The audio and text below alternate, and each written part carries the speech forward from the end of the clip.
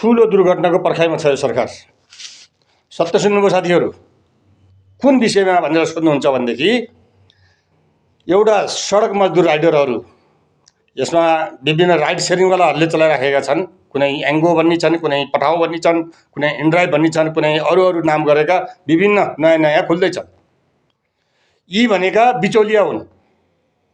यिनीहरूले दैनिक हाम्रो देशबाट विदेशी हुन्। फेरि के पनि भन्न चाहन्छु मैले, विदेशी हुन्। दैनिक हाम्रो देशबाट 1.5 देखि 2 करोड रुपियाँ विदेश लान्छन्। कसरी लान्छन् भन्दा हामी यी 7 लाख जुन मजदुर छन् यिनीहरूको श्रम शोषण गरेर लान्छन्।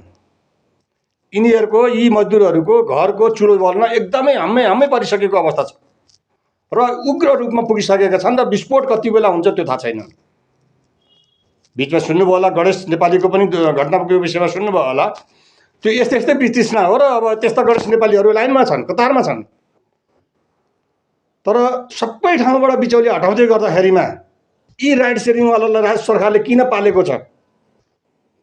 कहीँ दाल में कुछ काला तो नहीं है भन्न पर्ने अवस्था आएको छ।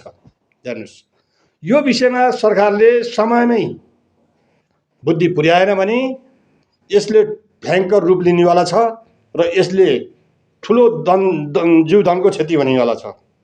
किनभने अहिले कुनै पनि त्यसको तुक तथ्य गहिराइमा नबुझिकन फेरि 6% कि 7% राज्यले भ्याट लगाइदिएको छ, ट्याक्स लगाइदिएको छ। कुनै टिडिएस भनेर कुनै के भनेर त्यसरी ट्याक्स लगाइदिएको छ। बिचौलियालाई बेग्लै पाल्नु परेको छ भन्दा त्यो मजदुरको भागमा चाहिँ बिहान बेलुकाको छाक टार्ने पनि आएको छैन र चुलो जलाउन पनि सक्ने स्थिति छैन अहिले। हेर्नुहोस्, भन्दा अब यो विस्फोटको अवस्थामा पुगिसकेको छ। राज्यको आँखा खुल्ला जस्तो मलाई लागेको छैन।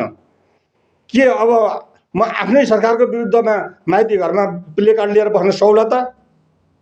तै पनि सुनिदियोस् भन्न चाहन्छु। यो विषयमा हजुरहरूको के छ बुझाइ आफ्नो धारणा राख्नु होला। धन्यवाद।